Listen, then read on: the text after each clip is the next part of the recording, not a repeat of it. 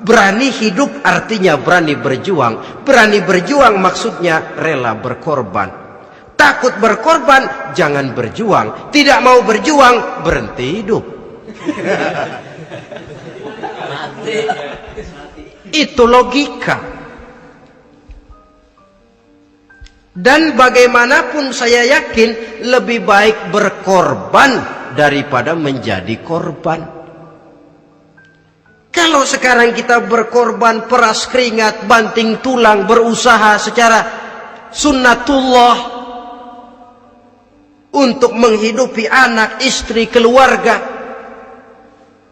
pada satu saat kita tidak akan menjadi korban kebrutalan anak-anak kita sendiri kalau mereka dibesarkan dan tumbuh berkembang oleh hasil yang diperoleh dari meja judi.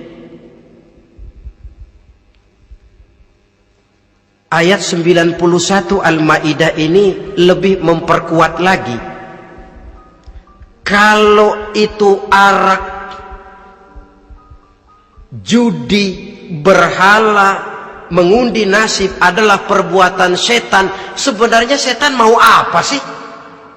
Ayat 91 menegaskan, innama yuridu syaitanu ayyuqi'a bainakumul adawata wal baghdha'a fil khamri wal maisir. Yang dimaui setan itu tidak lain supaya dengan arak dan dengan judi timbul rasa permusuhan, sikap memusuhi, saling marah di antara kamu.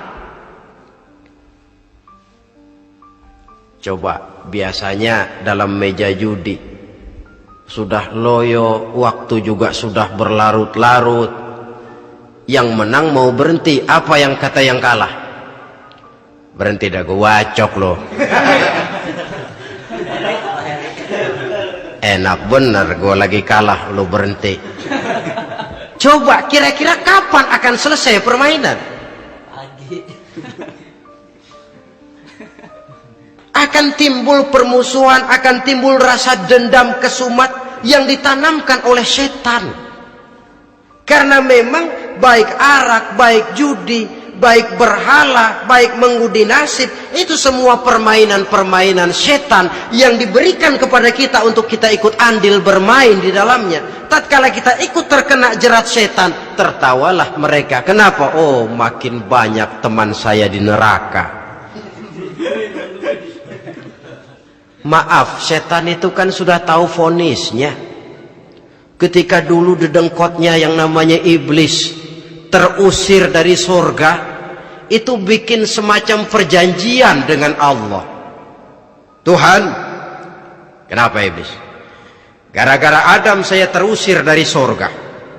Maka sejak saat ini Adam dan seluruh keturunannya adalah musuh bebuyutan saya. Saya akan gelincirkan mereka dari jalan. Silahkan iblis, goda mereka, tapi kau tidak akan mungkin bisa menggoda mereka kalau hamba-hambaku itu menjadi hamba yang ikhlas. Hanya hambaku yang ikhlas yang tidak mungkin kamu goda, yang lain barangkali bisa. Sejak saat itulah iblis memproklamirkan permusuhan, dan dia sudah tahu betul vonisnya neraka. Tugas dia sekarang bagaimana mengumpulkan teman sebanyak-banyaknya ke dalam neraka. Hamba Allah saja yang tidak tergelincir kepada minuman keras dan judi. Hamba Allah yang ikhlas itu bagaimana? Yang ikhlas menjadi hamba Allah dalam arti kata dan perbuatannya memang mencerminkan bahwa dia hamba Allah. Maaf, di zaman sekarang ini kan banyak orang cuma berkata saya hamba Allah mulutnya, tapi perbuatannya membuktikan dia hamba setan, hamba dunia, hamba harta, budak jabatan, budak nafsu. Tidak sesuai antara ucapan dan perbuatan. Sebab itu kata-kata hamba Allah kalau keluar dari mulut manusia itu murah, soalnya ngaku siapapun bisa. Tapi diakui atau tidak, ini yang kita belum tahu. Ada juga orang berdalih, saya kan masang kalau dapat nanti mau nyumbang masjid. Barangkali aja kalau nyumbang masjid disoriin dikit sama Tuhan.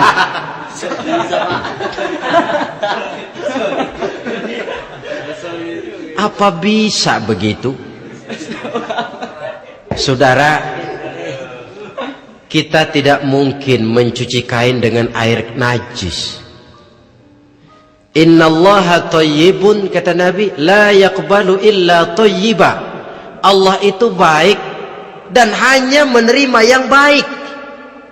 Bahwa dalam Islam tujuan yang baik harus dicapai dengan prosedur yang baik. Bahwa niat menyumbang masjid bagus, tapi hasil daripada judi atau undian tidak akan menyampaikan kita kepada tujuan itu. Tidak boleh mencuri kain walaupun niatnya untuk sholat. Kalau nyolong kain niatnya buat sembahyang, dimaafin kali. Walaupun sholatnya sah, mencuri kainnya tetap saja dosa. Islam tidak menghalalkan segala cara untuk mencapai suatu tujuan. Bahwa tujuan yang baik harus dicapai dengan cara yang baik juga. Dan penyakit judi ini juga bukan penyakit baru. Sejak dulu masa jahiliyah, judi mereka, saya kira kalau Las Vegas, kota judi Amerika saja barangkali masih kalah dengan cara judi jahiliyah dulu. Mereka kalau sudah judi itu uang. Habis uang, ada punya tanah pasang taruhan. Habis tanah, ada rumahnya dipasang. Apalagi yang ada? Ternak unta dipertaruhkan. Harta habis, rumah ludes, kebun binasa, ada istri juga dipasangin. Judi.